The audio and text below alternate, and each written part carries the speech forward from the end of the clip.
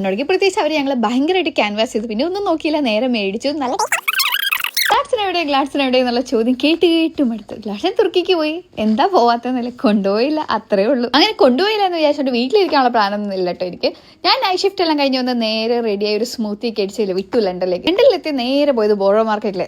അവിടെ ചെന്നപ്പോൾ എന്നെപ്പോലെ എന്നെ കിട്ടിയമാര് ഉപേക്ഷിച്ച് പോയി 2 പേരെ കൂടെ എനിക്ക് കിട്ടി.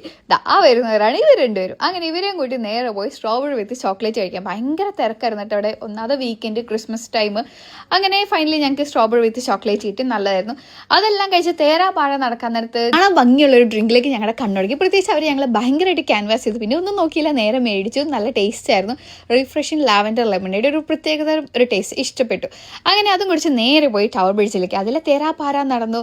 എന്താ പറയുക, നല്ല റഷായിരുന്നു. കുറേ ഫുഡ് സ്റ്റോളുകളുണ്ട്. എന്ത് മേടിച്ച് കഴിക്കണം എന്നുള്ള കൺഫ്യൂഷൻ ആയിരുന്നു. അങ്ങനെ ഞങ്ങൾ ഒരു ഫുഡൊക്കെ മേടിച്ച് കഴിച്ചു. നോട്ട് ബാഡ് ആയിരുന്നു. അങ്ങനെ അത് കഴിച്ച് ഞങ്ങൾ പിന്നെ പോയി ചൈന ടൗണിലേക്ക്. ഇന്നത് ഞങ്ങളുടെ ലക്ഷ്യം കഴിക്കൽ മാത്രമായിരുന്നു കേട്ടോ.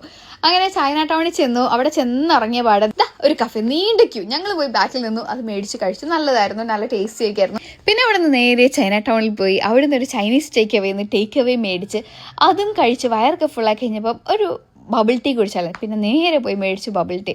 നല്ല ടേസ്റ്റി ആയിരുന്നു, ഒരു റിഫ്രഷിങ് ഡ്രിങ്ക്. പിന്നെ നേരെ നോക്കിയപ്പോൾ മുന്നിലുള്ള കടയിൽ ഭയങ്കര ക്യൂ. പിന്നെ ഞങ്ങളും പോയി നിന്നു, അതും മേടിച്ച് കഴിച്ചു. പിന്നെ പോയി ഒരു ബബിൾ ടീയും കൂടെ മേടിച്ചു, കാരണം അത്രയ്ക്ക് നല്ല അടിപൊളി ടേസ്റ്റ് ആയിരുന്നു. ദെൻ ഫൈനലി വീട്ടിലേക്ക്